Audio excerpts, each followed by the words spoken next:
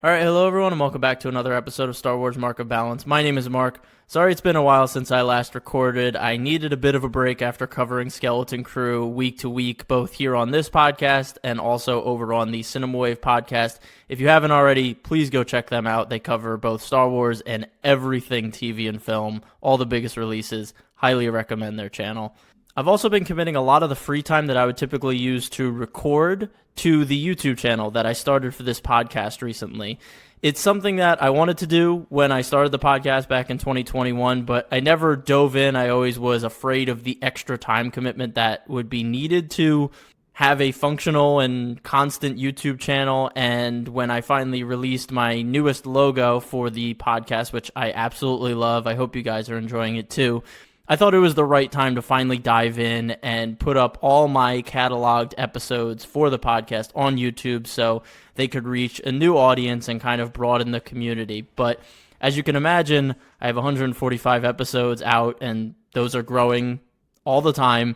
And to go back and add a visual element to all of these older episodes, it takes a lot of commitment, and I am having fun with it. It's enjoyable to go back and re-listen to these episodes and add some new flavor to them with the visual medium, but it is a really big time suck for me, and it's taken a lot of time away from actually recording for the podcast, which is sad, but I also think in the long run it'll be great to have the YouTube all up to date by the time Andor drops in April, and when I can just move forward with dropping episodes both in a podcast form but also in a YouTube form.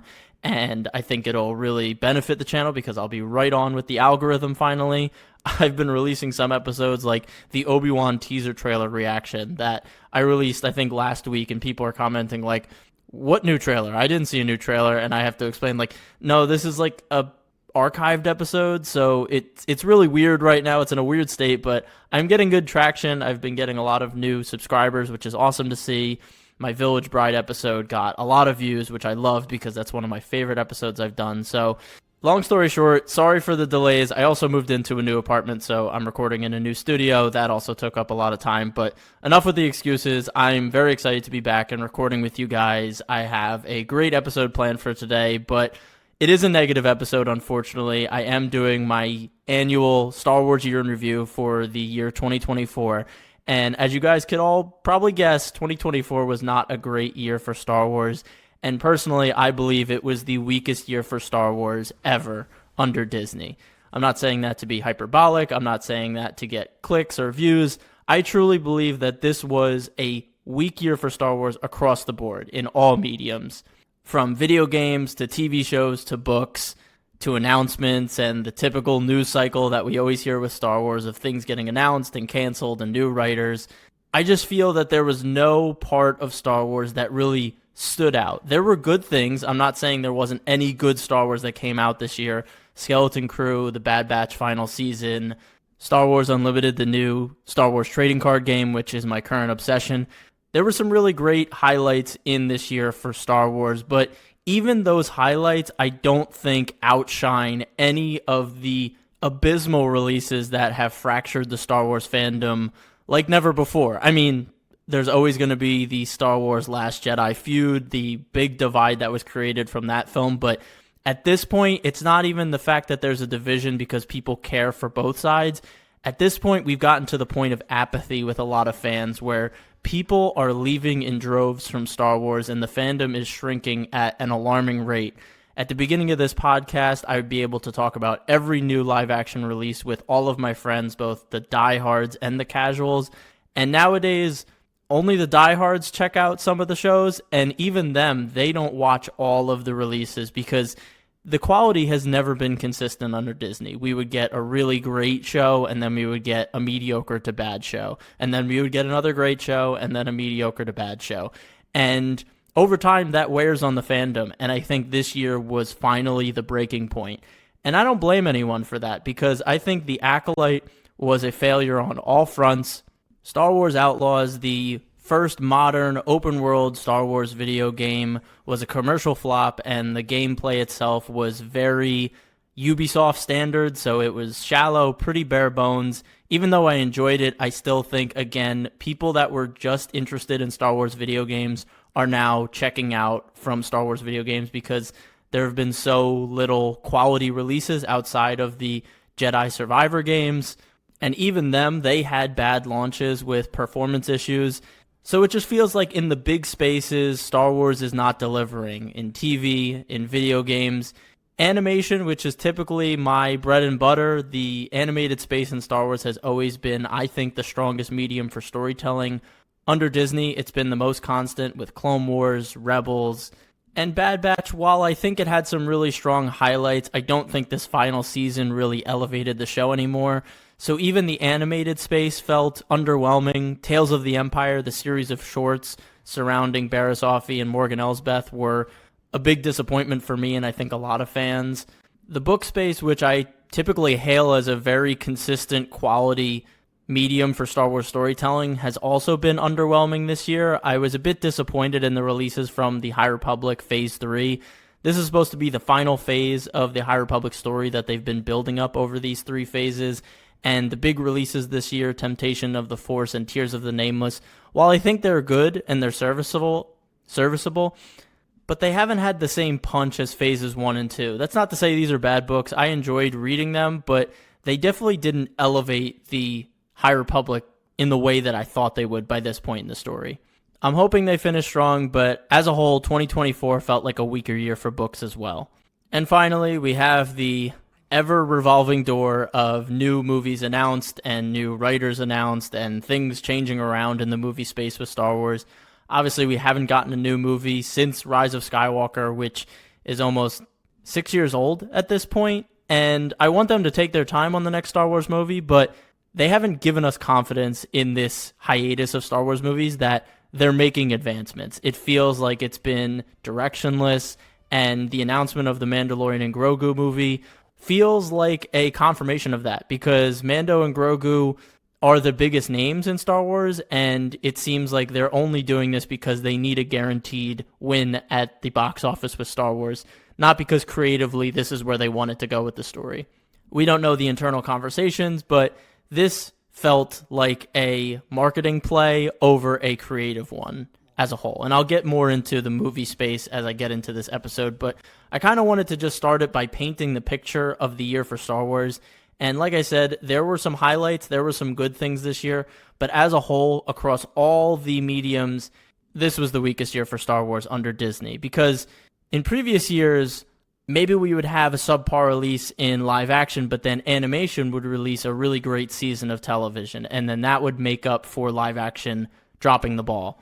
Or live action would save itself, where we have a year where Obi-Wan releases and it's very mediocre and doesn't live up to the hype that it should have, but then Andor releases and it blows everything out of the water.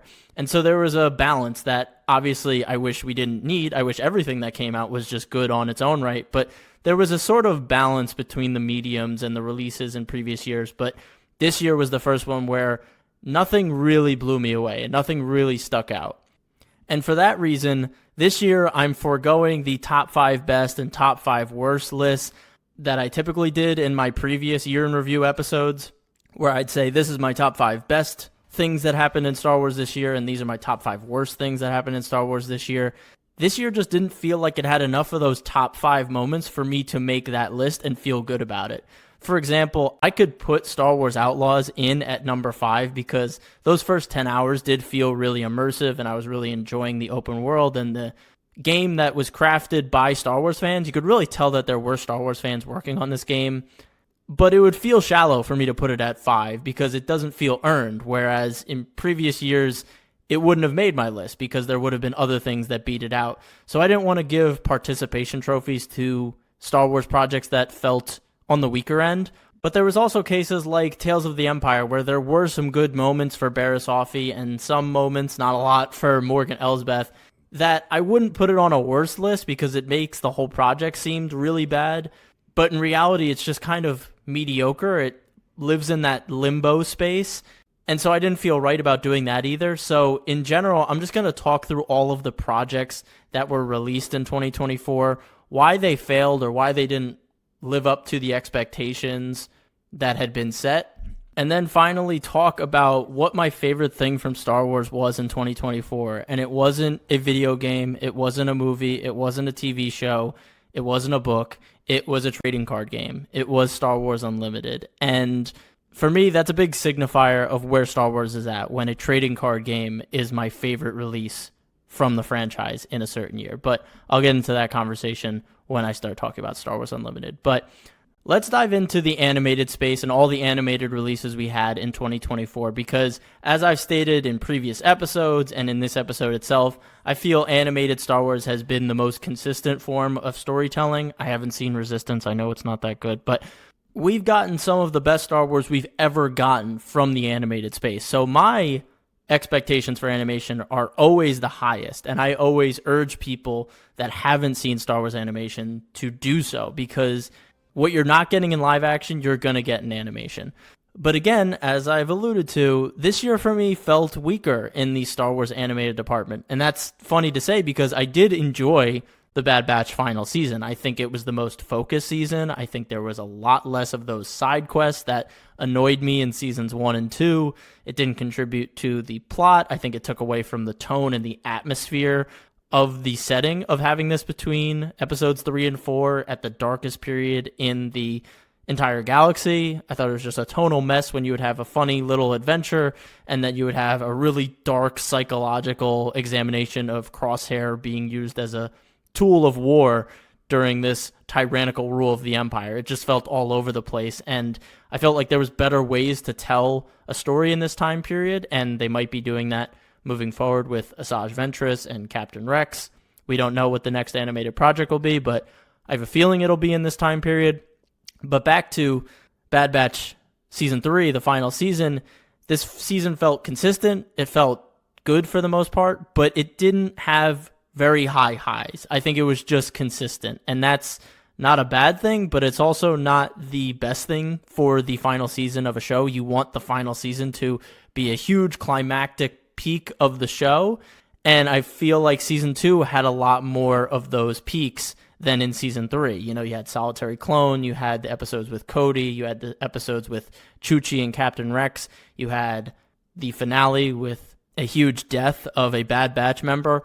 All of these things felt impactful. And for Season 3, I feel like there wasn't enough sacrifice. It felt like it all got wrapped up really nicely.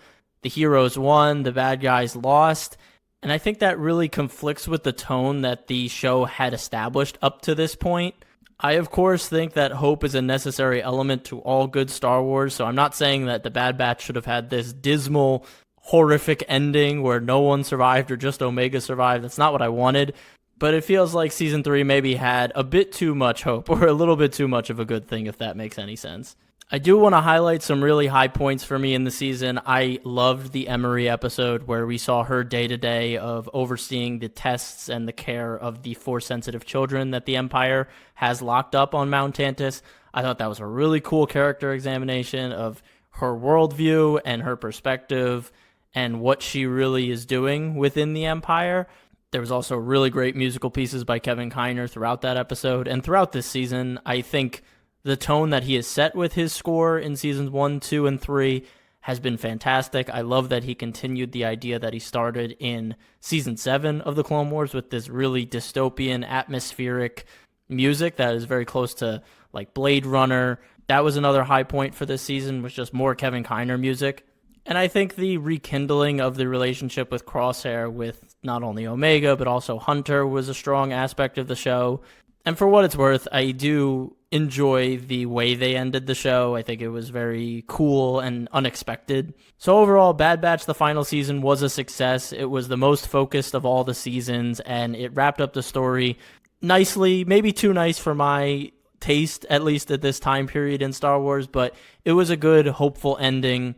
Unfortunately, it didn't elevate the Bad Batch any more than what previous seasons had done, and it didn't take Bad Batch into the stratosphere of Rebels and Clone Wars. I still think this story as a whole didn't really need 3 seasons. I think the Bad Batch as a group was a very bold choice to pick as a group to follow during this transition from the Republic to the Empire. I think Captain Rex, I think Senator Chuchi, I think all of those characters were much more interesting to dive into. Even Crosshair, if they wanted to just tell a broad story from multiple perspectives during this time period of Crosshair, Chuchi, and Rex, where you have the idea of a clone joining the Empire, a senator working within the Empire or the newly formed Empire, and then Rex trying to rescue clones that are still a part of the Empire being hunted down by the Empire. I think you could have done like a three-handed type show with three different perspectives and still have that little look into the Bad Batch, but they went with just the Bad Batch, and overall, I enjoyed the series. I think it was the weakest of the major releases from Lucasfilm Animation, but if you're interested in this time period and you really liked their episodes in Season 7 of The Clone Wars, you'll enjoy the series. Kevin Kiner puts in another fantastic performance from a composer point of view. I love the score from The Bad Batch. And yeah, if I was doing a top 5, it would definitely be in there towards the top, but I think in previous years it would kind of be on the edge of the top 5, probably 5. Moving on to the next animated project from this year, Tales of the Empire, a project that I got really excited for when I saw the first trailer for it. Seeing that we would be following Barriss Offee and Morgan Elsbeth was shocking, but because it was shocking, because it was an out-of-left-field pick, I thought these two characters were going to be really great. I thought that since these weren't obvious picks, they had a really good idea of where to go with their stories. And I'm not saying they didn't, but Barriss's story felt way too ambitious for a 3-episode arc of her being in prison for doing something terrible at the end of Clone Wars to then her redemption an episode and a half later within the Inquisitors and her becoming this sage-like Jedi in the final episode.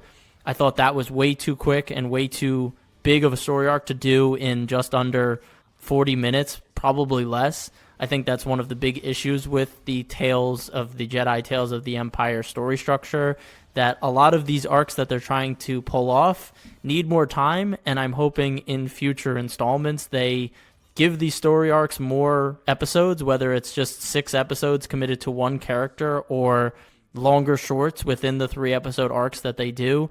I think that would really benefit the series as a whole.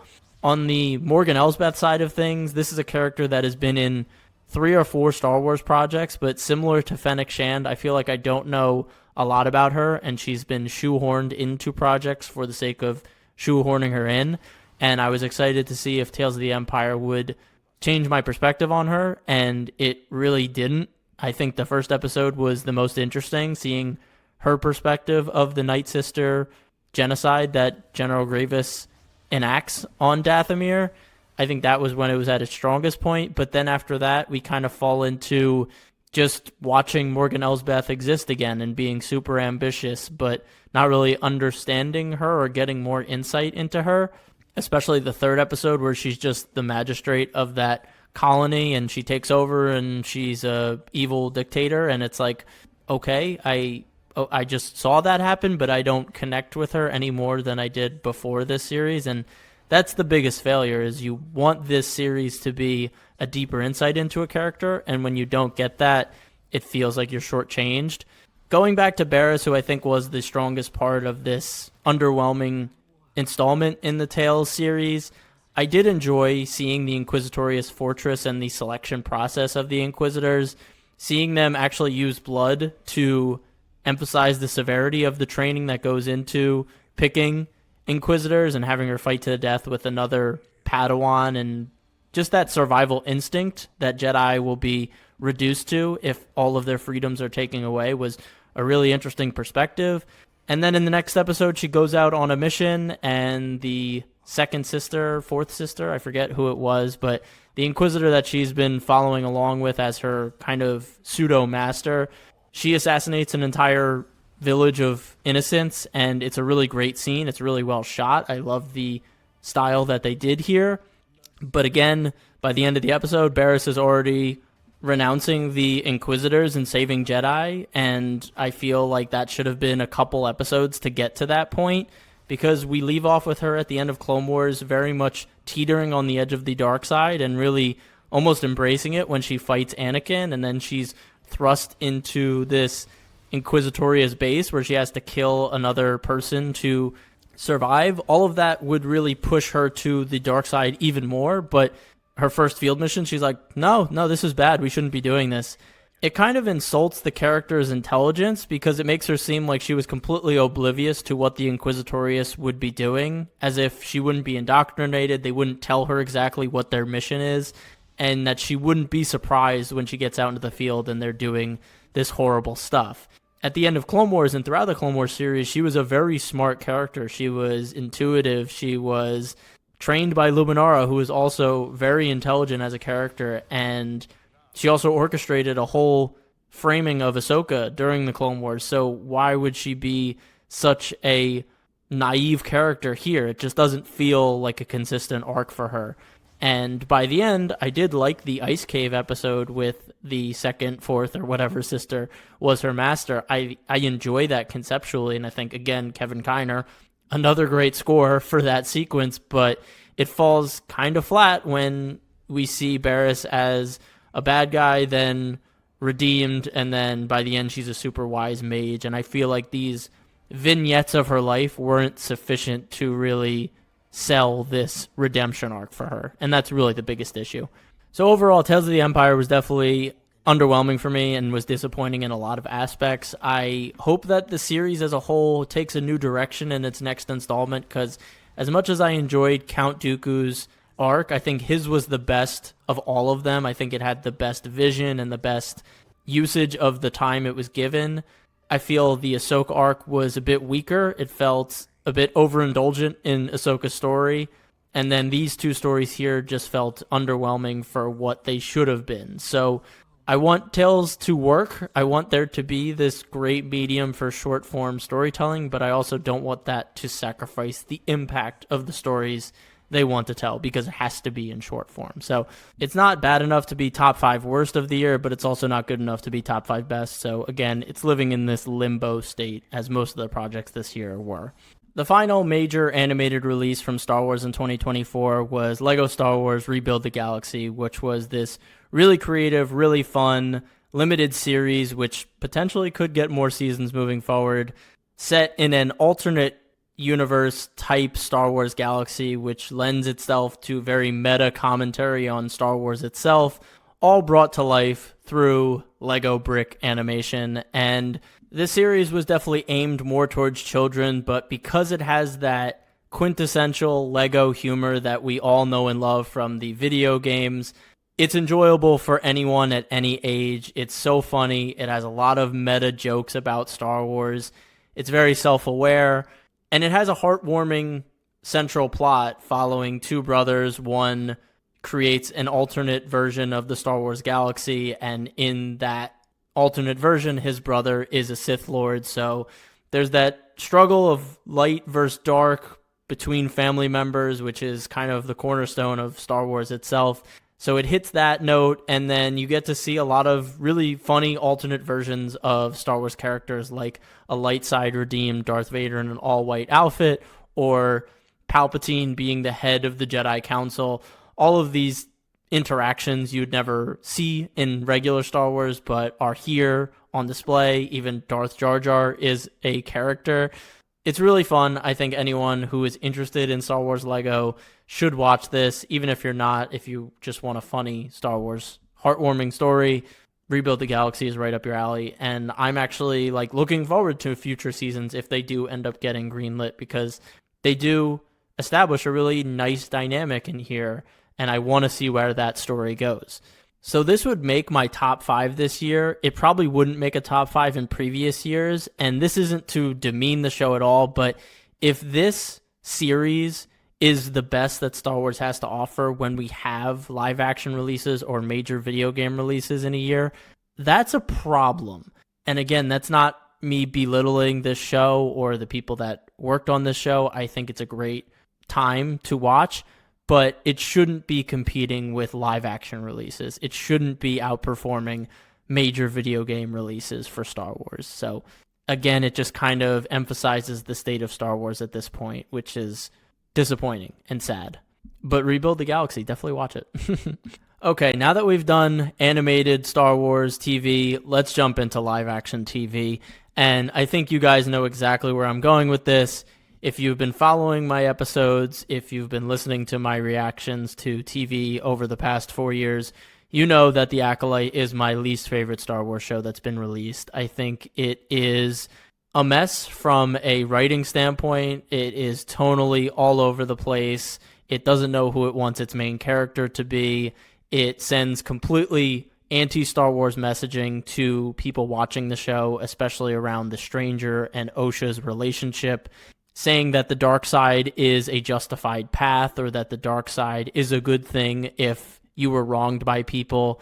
Completely spits in the face of Star Wars messaging that George Lucas had put in the original trilogy. He always wanted Star Wars to be a lesson for adolescents coming into their own and growing up at the age of like 12, 13, and 14. Star Wars was supposed to teach them lessons about life and how to control your emotions and all of these positive things. And then the Acolyte just says, no, it's actually okay to join the dark side if you've been wronged in your life.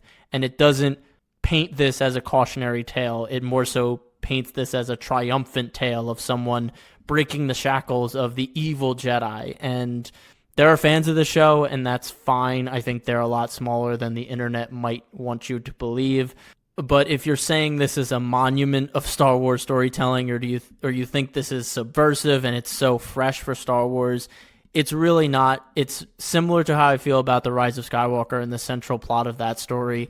Rey wants revenge against Palpatine for killing her parents, and she gets her revenge in the end, and the whole story is a revenge story, which is completely against Star Wars themes. Return of the Jedi, released in 1983, has a more compelling and more nuanced take on what revenge should be or what revenge looks like, and that sometimes throwing away your weapon and saving the ones you love is more important than going super boss mode and killing the bad guy because the bad guy is the bad guy. The poor writing for the show speaks for itself. There are plenty of YouTubers out there who have analyzed the show, probably more than needed to, and they probably wasted a lot of time on a really bad show doing that, but they can articulate the issues with the writing a lot better than I can. The performances, for the most part, are pretty bad. Vernestra is extremely unlikable, even though in the books she's a leading High Republic character that a lot of people gravitated towards. I think, obviously it's been a couple hundred years or 100 years since those books, and she has the ability to change, but we don't really understand that change. And for anyone who hasn't read the books, I don't think she's a very likable character, or a character you are interested in. Amanda Lestenberg has some good moments, but I think the real issue is that when you have one actor portraying two sisters and having scenes where they can't face each other and you're just getting reaction shots from both sides, you kind of miss that loving connection between the siblings, so their connection doesn't work overall. Lee Jung-jae as Master Soul is unfortunately wasted in this show. I think he has a great aura of a great Jedi Master that would do a lot better in another Star Wars project, but here he just feels wasted. A lot of people point to the action as a huge redeeming quality for this show, and while I agree that the action is enjoyable, there's also a lot of weird choreographical choices in the action here and a lot of character decisions during the action that makes no sense and is just there to pad out the runtime or the plot. The staging of the action makes no sense as well. I know there's that cliffhanger ending where the Stranger pushes all the Jedi and then they're all dispersed throughout the entire forest, and we start up the next episode and they're nowhere near each other, and it just makes no logical sense why they would be so spread out if it was just one push. But again, I'm getting deep into the issues with the show. Overall, this was the show that really broke the camel's back. This was the show that either people weren't watching because they saw the terrible reviews, or they were hate watching, or they were watching and they were finally like, if this is the quality that Disney thinks we deserve, then I'm not watching Disney Star Wars anymore, especially when you see a $250 million budget get thrown out there and you say, how the hell did that create this show? It just shows Disney's incompetence with the series. It shows that it doesn't know what Star Wars fans want or deserve, and it's really just unfortunate. And I think the worst thing that comes out of this show is that Skeleton Crew has a lot lower viewership, and that show is a lot more on par with what Star Wars should be. And that's a real shame that The Acolyte has ruined newer Star Wars for people that wouldn't even give it a chance, because they're like, well, if that's what they're putting out, I'm not watching any more Disney Star Wars. And I can't honestly blame them. I think that's the end. I could keep going about The Acolyte, but please go check out my episodes on it. The biggest redeeming quality for The Acolyte for me was the amount of entertainment I got from watching YouTubers rip it apart this year. I watched so many videos, and they were so funny, and they're so on point. And for that, there was a lot of entertainment that I got out of that from Star Wars in 2024. So on a top 5 list, I would honestly put like content creator analysis of The Acolyte. That would be like a top 5 moment for me, because it was so funny. But at the same time, it's like, I don't want that to be a top 5 moment for Star Wars. I don't want criticism of Star Wars to be my entertainment of Star Wars, if that makes sense. But regardless, you guys know my thoughts on The Acolyte. I just had to sum them up very shortly and very broadly here. This would be my number 1 worst, no doubt, and it still is my least favorite Star Wars project ever. I haven't seen Resistance, I haven't seen the holiday special, I haven't seen all of that, but I know for a fact that this goes against almost all the messaging that Star Wars is, and for that reason, it's always going to be my least favorite. I'm so glad this didn't get more seasons. I can't believe they wasted Plagueis on this. I'm still hoping for a Plagueis standalone movie based on the book. It would be fantastic. If you're telling a dark side story, commit to the dark side. Don't paint it as something righteous or justified. That's that. I'm not going to get into that. So we're going to move over to the other live action release of the year, which was probably the most redeeming release for Star Wars this year, and that was Skeleton Crew, the live action show that was very akin to The Goonies, Stranger Things, the child adventure, uncovering mysteries of the galaxy, going against the adults in their life and becoming the heroes in the end. And this was a surprising win for me this year. It was fantastic. I really enjoyed this series. It wasn't groundbreaking. It wasn't the most original thing. It was obviously wearing its inspirations on its sleeve. I have some issues with the show overall, but as a whole, it's just a really enjoyable Star Wars show that hits the feels of what Star Wars is. It's a homage to the original vision that George Lucas had for Star Wars, to be aimed at children and being a coming-of-age type story for them, to teach them lessons about the galaxy. I really, really enjoy this series. I think it sends the right message. I think in any other year, Skeleton Crew gets a lot more viewership, a lot more love, but it came out right after The Acolyte, which really hurt it, unfortunately. There's a part of me that wishes this was just a movie. This was a 2.5 hour Star Wars Goonie-like adventure. I think with Jude Law leading and this group of kids, I think there's enough strength and there's enough oomph to really get it to a lot of people. And I think in some points the script felt like it was padded out to be a TV show, when there could have been some cuts made to make it a tighter, fun adventure movie. The weakest part of the show is the adults. I think, Kerry Condon, Wim's dad as well, is just, their plotline feels undercooked. It feels like they could have had a lot more screen time. And unfortunately, under Disney, live action shows just don't know how to have long episodes like an HBO Max or a Hulu or FX. They just can't do it. They can only get to like 35, 40 minutes maybe. And that's typically reserved for Andor, because that's like the most competently made show that could compete with like an HBO Max series or an FX series. Since I mentioned Andor, I again just have to reiterate that Skeleton Crew and Andor, when they were announced, I don't even know, probably 2019, 2020, 2021, they were my least anticipated shows. I was like, why are they doing a show about Cassian Andor, a second grade character from Rogue One, who admittedly was my favorite part of Rogue One, but like, why have a whole show focused on him? I thought they were just doing that because they were giving shows to a bunch of different like named characters, and that ended up being one of my favorite things of Star Wars ever, and I literally cannot wait for season 2. And then Skeleton Crew, I just didn't know a lot about it, and they were being so vague with it that we didn't really know any plot details till like this year. Like 2024 was like the first year we actually got plot details for the show coming out that year. And the show had been delayed so many years. It was like wrapped filming in like 2021 or 2022.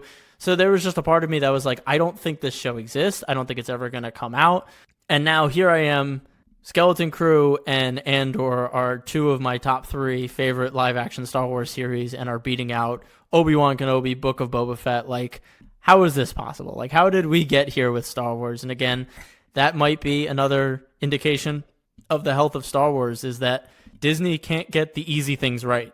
They can't get the sequels right with Luke, Han, and Leia. They can't get Obi-Wan right. They can't get Boba Fett right.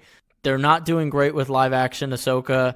We'll see where it goes in season 2, but just overall, the legacy characters are not where Disney are successful. They're successful with brand new characters in new situations. It's like, wow, what a concept. It's almost like what we've all been saying and wanting. We want to get new characters. Stop trying to rely on nostalgia bait and old tricks. We need new things. Of course, The Acolyte goes against that argument because that's all new characters and a new story and a new time period, but there was a lot of other factors that were a reason that The Acolyte failed and wasn't told competently.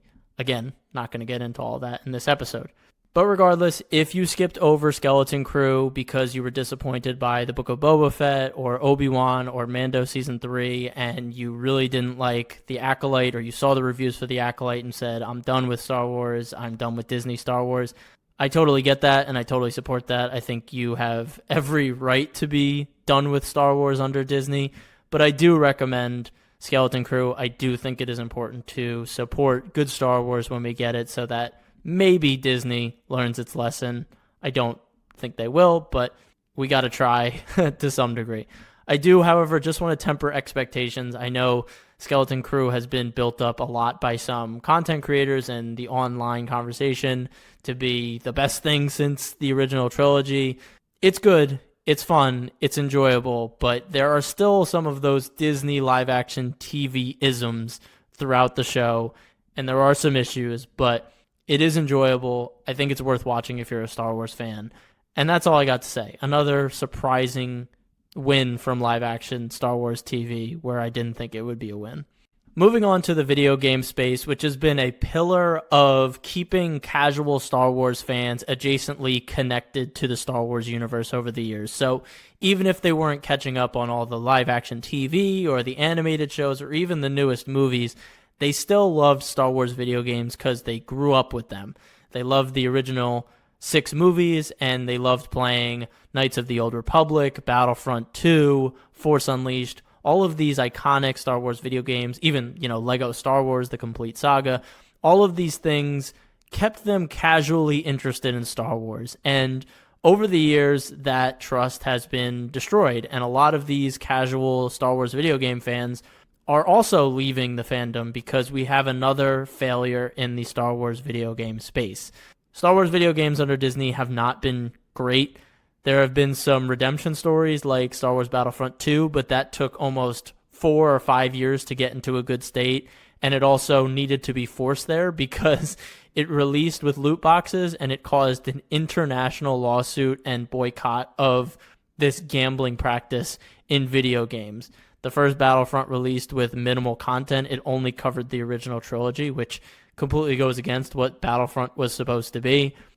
Even the Fallen Order games, Fallen Order and Jedi Survivor, released with really poor performance for some players that couldn't even play the game because it did not run properly. So even the wins critically, like the Jedi series, weren't full wins. And outside of that, there just hasn't been a lot of video games released. A lot of video games have been announced, like the Knights of the Old Republic remake, which had a cinematic trailer probably 4 years ago, maybe 3 years ago, and we haven't heard anything since. Star Wars Eclipse, which had maybe the best cinematic trailer for a Star Wars video game ever, next to the Old Republic cinematics from back in the day, and one of the best Star Wars trailers ever, to be completely honest. That game, for all intents and purposes, is not going to ever come out. Respawn Entertainment, who did the Jedi games, announced, I think, 3 or 4 games they were working on, and I know a couple of them have already been canceled. So Star Wars video games have really screeched to a halt here. And that's really bad for Star Wars because, as I said, Star Wars video games kept casual fans interested. And now, almost 10 or 12 years after Disney's acquisition of Star Wars, we don't have this extensive catalog of Star Wars video games that we should have. And the ones we do get aren't releasing in high quality states. And that brings us to Star Wars Outlaws, the big AAA Star Wars open world video game release we had in 2024, which promised a scoundrel adventure in the Star Wars galaxy that a lot of people had been looking forward to. This game had a lot of negative press going into it. Obviously, there was the superficial stuff like, oh, I have to play as a woman again. Why do I always have to play as a woman in video games now? All that dumb stuff. And the game was being created by Ubisoft, which has had their reputation tank in the past 10 years because of the oversaturation of the type of video games that they make, releasing Assassin's Creed games every year with the same formula, with the same mission structure, and greedy pre-order practices. People are over Ubisoft. So when it was announced that Star Wars would be doing an open world with Ubisoft, people were like, oh, well, it's just going to be another shallow Ubisoft game. And while the trailers and the gameplay for Star Wars Outlaws looked really cool, I really enjoyed the seamlessness of travel from space to ground and the idea of the reputation system with all the different syndicates. All of that promised a really, really cool underworld adventure. Unfortunately, the game still is a Ubisoft copy-paste formula where everything is a fetch quest and the systems aren't that deep. The combat is very straightforward and it doesn't really evolve over the runtime of the game, which could be 30 hours. And the exploration rarely pays off. The stealth combat is the same we've seen since the first Assassin's Creed. Hide in the tall grass, whistle at a nearby enemy, take them out in the tall grass, and the AI is just completely confused. What happened? I don't know what happened over there. Where did that guy go? It all just feels like a game that has been made 10 to 15 times before this by Ubisoft. And there is a great Star Wars game in here. It is just buried behind the Ubisoft formula. I think the Syndicate system, if it was fleshed out more, if there was more consequences for going against Jabba the Hutt or going against the Pike, that would make it much more engaging. You can't be a bad guy, really. You're kind of stuck on this path of being the typical scoundrel with a heart of gold good guy in this game. So it makes that reputation system feel superfluous because you're always going to be a good guy in the eyes of the galaxy and you can't really do bad things, which this game had a vision to just be a singular story that we follow Kay on her journey to pay off her debts and live free in the galaxy and pull off this one last heist. That's fine, and that's what the game was wanting to be. But I can understand why this was a big disappointment for a lot of fans who were hoping for that truly open world type experience like Red Dead Redemption or Grand Theft Auto. As I've alluded to, a lot of passionate Star Wars fans worked on this game. You can tell there was a lot of love put into the character designs, the design of the open world, the little intricacies of the cantinas you go through, the bustling towns and cities of Mos Eisley, and even bringing the broader landscapes of Tatooine to life. It all feels authentic, and I really did enjoy exploring these places for the first time. It felt alive, it felt like Star Wars, and I don't want to diminish that or undercut that by all my criticisms. I did enjoy my first 10 hours of play with this game. I really did. But the systems it established, unfortunately, unravel by the 15 to 20 hour mark, and the story doesn't evolve into anything deep or complex. I think it's very by the books. It's very formulaic. There's no surprises. There is some cool character interactions between Kay and the commando droid with the trench coat. There are some like good moments there, and Nyx, her little furry friend, is a nice addition to the alien Star Wars lexicon, but at the end of the day, the gameplay, the systems, the story all just feel mediocre or underdeveloped.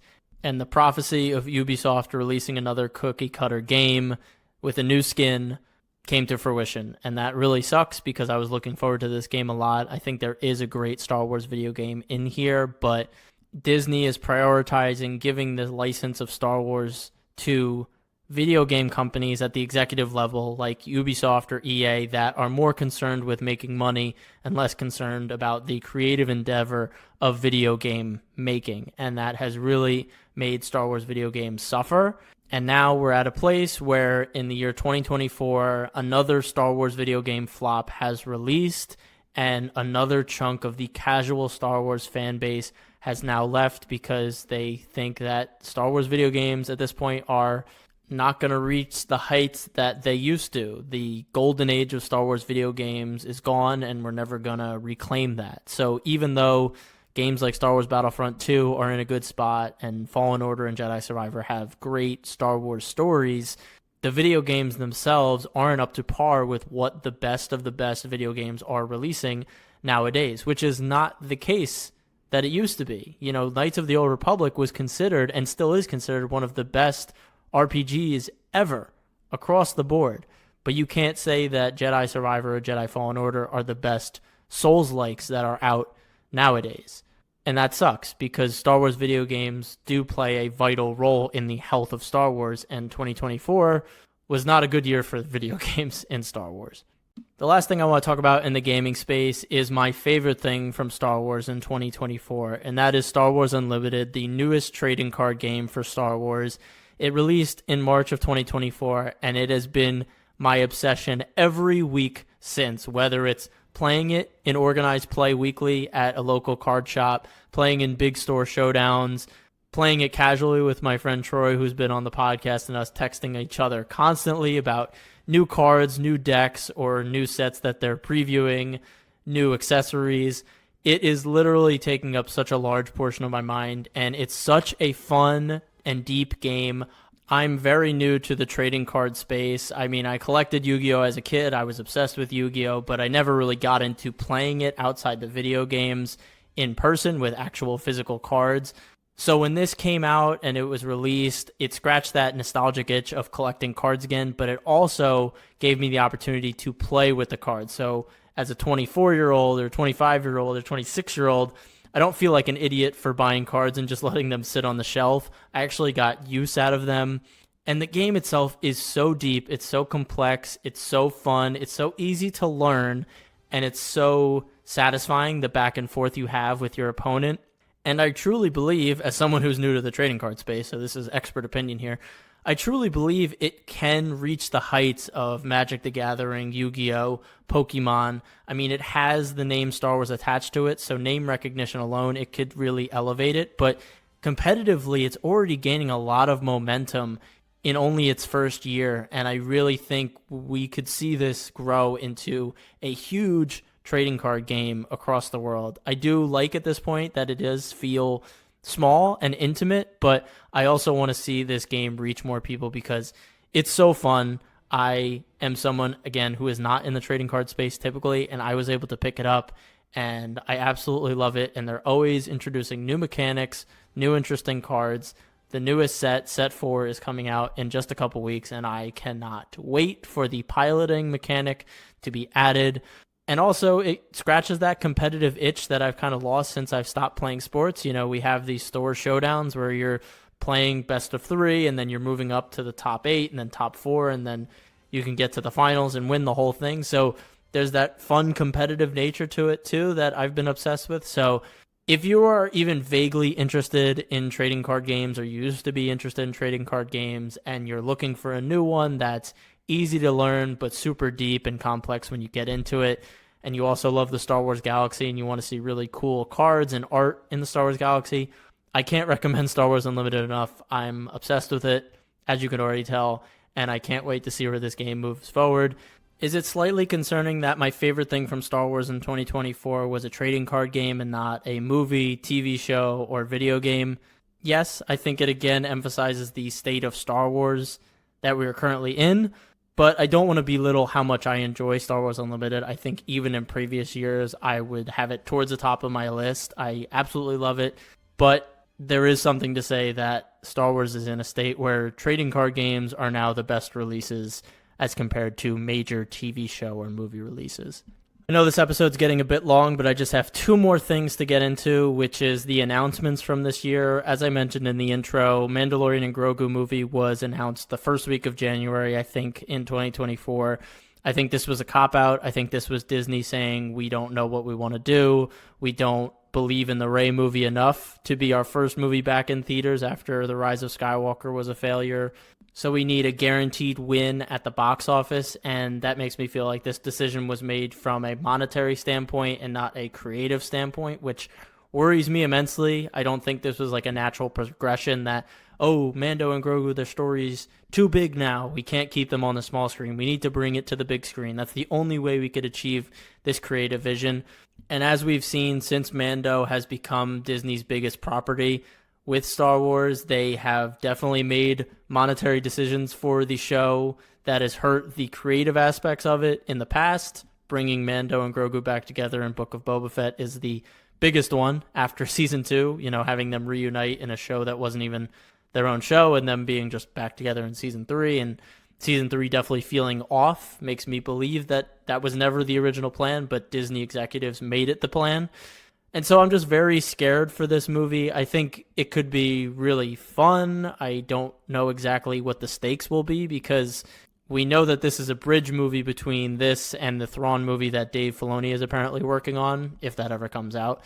So I don't really know what this movie wants to accomplish. It feels like it's just going to be kind of a stepping stone to get to Thrawn, but there's a part of me that wishes this was just like a side adventure for Mando and Grogu, but I don't think that's what it's going to be. There's also a lot of big name actors attached to this movie, like Sigourney Weaver and Jeremy Allen White, which signals to me that they don't believe that the Star Wars brand name is big enough anymore to sell a movie, that you need to attach big actors to it to get people in theaters, which is scary. Again, shows the health of Star Wars at this point. I feel Star Wars has always been its strongest when it's told with actors who are relatively unknown or actors that aren't thought of as those big A-list names like Jeremy Allen White or now Ryan Gosling heading up another Star Wars movie. That all scares me and makes me very hesitant going into this movie. We know that Zeb will be a main character, or at least a very big supporting character, which is exciting to see in live action. I hope they have the voice actor return for that role, but overall I'm very cautious about this movie. Another movie I think everyone's been cautious about is the Rey movie. We got more announcements in 2024 about writers leaving, entering. I don't know how many writers at this point we've had for this movie. Stephen Knight, who wrote Peaky Blinders, was on as the writer for this, and I know he had made drafts, and he left this movie in 2024, and I don't know who the new writer is, but there have been so many drafts, so many new writers, and some people might say, oh, well, isn't that a good thing that they're taking their time to get the right writers? But to me, it's saying they don't know what they're looking for, and they're not giving good direction to these writers about the Rey movie.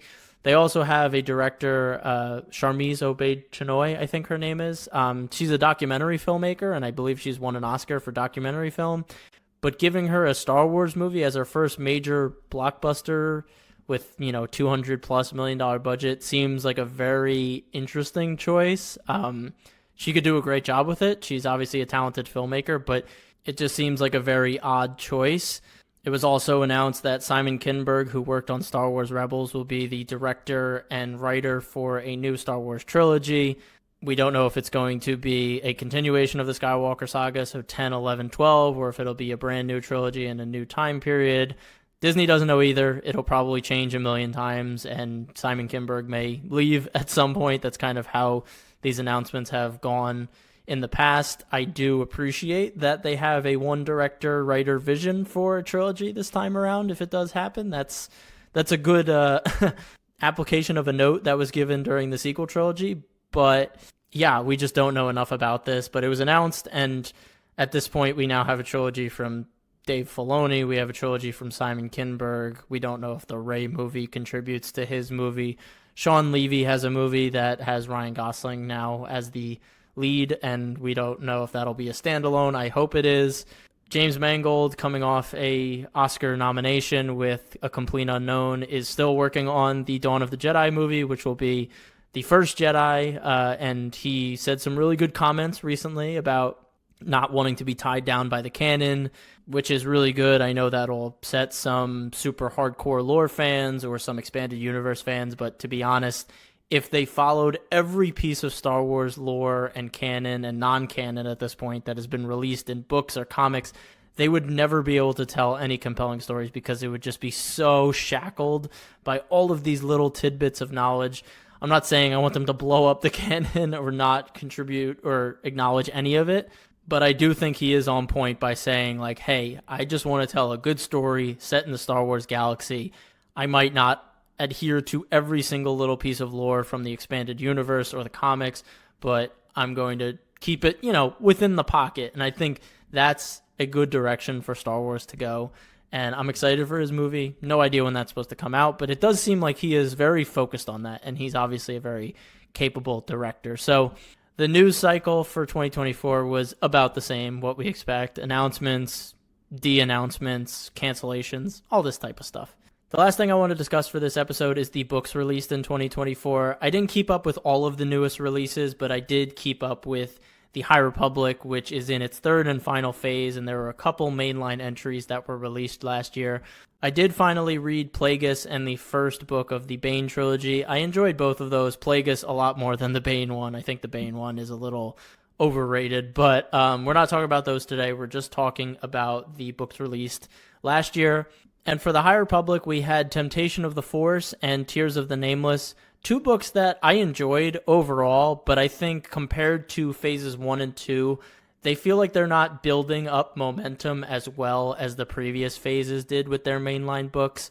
I feel like the plot is a bit meandering in some cases, like with Porter Engle and his subplot of chasing down a Nihil commander who had killed his sister in the past, I believe. And it's kind of a revenge story for this Jedi, which is interesting, but it's been 2 books and he's still chasing her and there's still these like close calls, and it feels like they're just padding out time to get to the end to have a climactic battle when realistically he should have died or should have won at this point.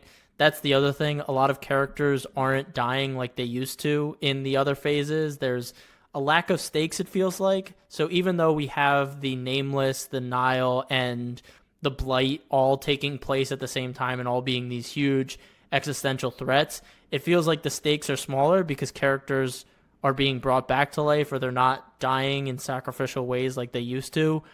And that's underwhelming for me, especially since this is supposed to be the climactic final phase of the series that they've built up over hundreds of books and comics at this point. I'm really hopeful for the final books. I know Claudia Gray has a release coming up, which I'm so excited about. She's my favorite Star Wars author. But I think they have to do a lot of legwork to really land this plane in a satisfying way that lives up to the heights of phases 1 and 2. I do think these books have some really cool ideas, like Temptation of the Force has one of my favorite chapters of a Star Wars book ever, with Yoda and Elzar Mann talking about love and the Jedi's connection to love and their relationship to how to love others. And I thought it was a really great examination of the Jedi's perspective on love. And Tears of the Nameless had a very gritty, dark feel of the Nihil using, or Nile, I keep messing up their name. They're the bad guys, they're the Marauder type characters and the main bad guys in the High Republic, but they're using these experimental Nameless where they have a Jedi hunter who has Nameless blood injected into him, so he's kind of living as a beast but also as someone attuned to the Force. It's really dark and interesting. And they also explored the Sith temple under the Jedi temple, which is something that's been alluded to in canon before, but we finally explore it in this book. So there's a lot of really cool intrigue, and they do plant some seeds that I hope finally come to fruition in the mainline books coming up. They even have this character called Aslan, who is this fallen Jedi who killed thousands of people and is still attuned to the dark side, but Yoda brought him in as like a expert advisor, and it seems like he's trying to dig his claws into Reath, one of the main kind of apprentice Jedi Knights that we've been following throughout the series. So it's very cool to see where that goes if Reath does finally succumb to his temptations, temptation of the Force, and goes to the dark side. We don't know, but the stage is kind of set, and I'm really praying that the final couple books here really turn Phase 3 around for me. I think they will. I think they've stalled enough. I think they just got to go for it. People got to start dropping like flies, and some resolutions got to start coming around. So that's my overall thoughts. Usually books are a big win for me, but this year, at least from a High Republic perspective, I haven't read all of the standalone books that released last year, but from a High Republic standpoint, it was a bit underwhelming for me. So yeah, that kind of wraps up all my thoughts. I know this was an extremely long episode. I am very winded, but this was an important year to talk about Star Wars, so I really had to get all my thoughts out there. I can definitively say this was the weakest year for Star Wars and a definitive turning point for the fandom, where we are at an impasse where a lot of casual fans and a lot of even diehard fans are starting to fall off and become apathetic to Star Wars, and I can't blame them. And that's due to the fact that across the board last year, there was multiple catastrophic failures in Star Wars across multiple mediums, and there was also a lot of mediocre releases across the mediums from Star Wars. And while there were some bright spots, there were some good things released last year in Star Wars, the colossal failures had a much more significant impact on the Star Wars fandom, both internally and the perception of Star Wars externally. Star Wars is at its most fragile state at this point, and while we have Andor Season 2 coming up, which will hopefully be an easy, huge win for the franchise, I do think after that there is a very scary abyss that we're going into of projects where the quality and the intent behind them is unknown and the future is uncertain. So that wraps up my year in review for 2024. Thank you guys so much for listening. Thank you so much for your patience on my time away from releasing episodes. I hope you're enjoying the YouTube channel and seeing those old episodes pop back up and you're rediscovering them, or if you're newer and you're seeing them for the first time, that's really exciting as well. So thank you guys so much. Please subscribe to the YouTube. It's Star Wars Mark of Balance. Please follow me on Instagram at @star_wars_Mark of Balance. Please leave a rating and a comment and a like wherever you're listening to this on, whether it be YouTube or a streaming platform in an audio version of the podcast. I really appreciate it. And as always, stay safe, stay healthy, and may the Force be with you. Peace.